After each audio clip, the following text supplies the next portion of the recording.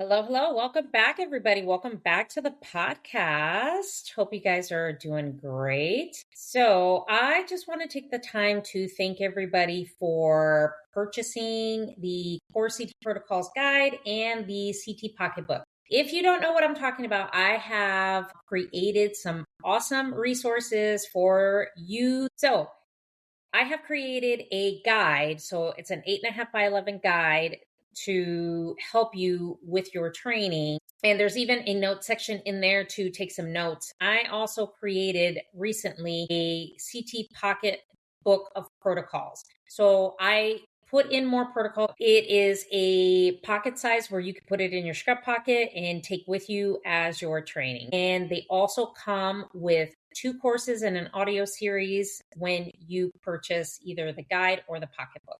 So make sure you check out the show notes. Everything is in there. So yes, good stuff. I'm also in the process of making sure that courses are for CE credits. That is a very long process through the ASRT. So give me some time, guys, because I will get that accomplished. Currently, I have 1 course through RADCEU providers that is ASRT approved for 4 CEUs. It's like a crash course. It's a CT 101 basics that I kind of go through all of it. And I go through different sections, and you can get that available today to you. I believe that course is like $38.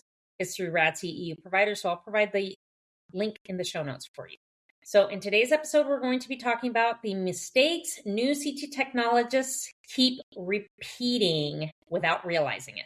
Now, I was a new tech at one time. I know it's been many years, but I was a brand new tech, and I can't tell you how many mistakes I made when I was learning and training. And mind you, this is the days before CT boot camp. So basically, you learn from whoever you were training under, and we had like a few CT books, and they were to review stuff for the registry.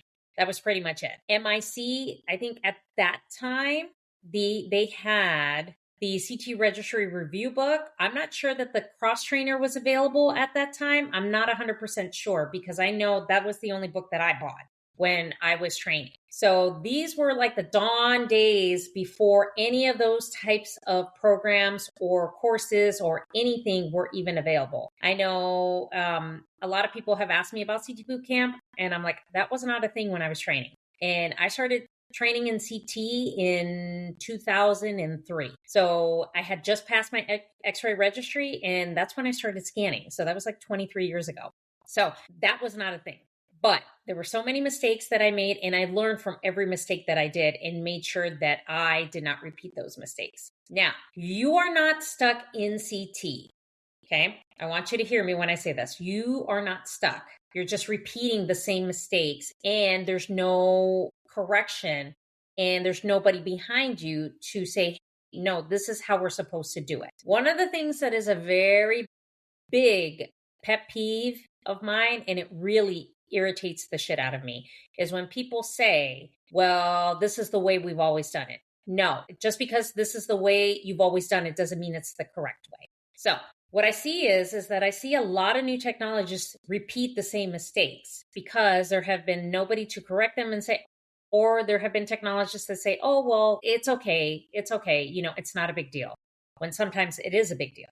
So the problem that we face is that there's no feedback or, constructive feedback given. So the same habits repeat. Button pushers. So we want to stop the bad habits. We want techs that actually know what they're doing. Now, how does this feel to a new technologist? Well, they feel like they're not improving because they're repeating the same habits over and over that are not correct. They're doing the same thing every shift or every day that they trained, and there's nothing that is happening. They're doing just the same workflow, the same process, and there's no structured training that, like a checklist or something to guide them in how to do something correctly. And then not knowing what to fix. So if you're not being told what mistake you're doing or what mistake is happening or where you're messing up, how do you know how to fix it? Okay. Now, one thing I'm going to tell you, because I always preach about repetition and practice is going to make you a better technologist. Okay. Here's the thing. cannot result in improvement with these reoccurring mistakes. So when you repeat these mistakes and it's repetition to keep doing them over and over. So I'm going to give you an example, injecting the wrong patient or scanning, executing a protocol and not scanning the correct scan range. Okay. Or if they say in an order in the comments, they said, please scan, to the thighs, usually on males, if they're looking for some kind of testicular abnormality, and you don't follow that. And the technologist who's training you is like, oh, well, it's okay.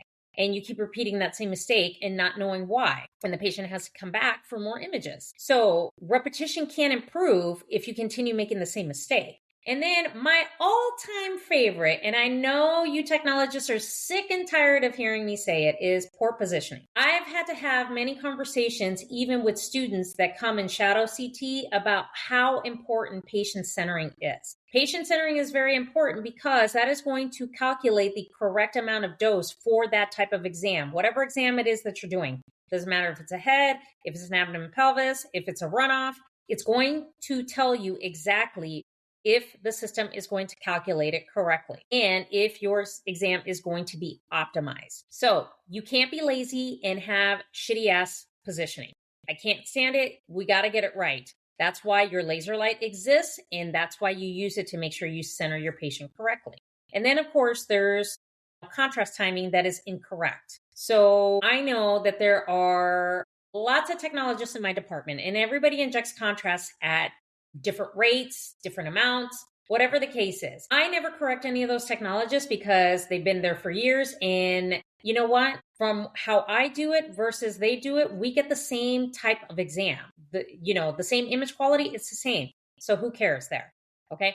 But we need to make sure that we teach the newer technologists that, hey, when it comes to contrast timing, that we tell them, okay, for an abdomen and pelvis, this is the amount of time we're waiting. Now, I know different facilities have different times. Some facilities do 60 seconds, some do 65, some do 70. It depends on what your site protocol is. Okay.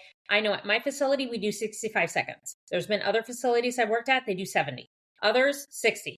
It just depends. But if you just tell them, oh, we're just going to wait this amount of time, and they don't ask you a question, and then all of a sudden they miss a bolus, then what?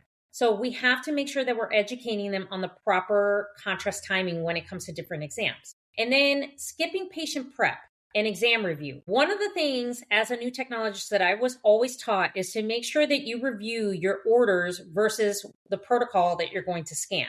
So making sure that you review the order, what the order is for, what they're looking for, why. If you need to look up labs, pregnancy on women, if they've had, allergies, if they've had other studies, things like that. It takes you a quick 5 minutes to kind of look through that, right? So we can't skip the patient prep, if the patients are alert and ambulatory and they can speak to you, educating them on what you're going to do, what's going to happen during the exam. If you're giving them contrast, what are the side effects and what they should feel during the exam. The amount of time the exam's going to take, make sure that they hold still, they follow breathing instructions, all the patient prep that needs to be done. I see a lot of that get skipped, okay? And then asking the patient if they have any questions before you start, okay?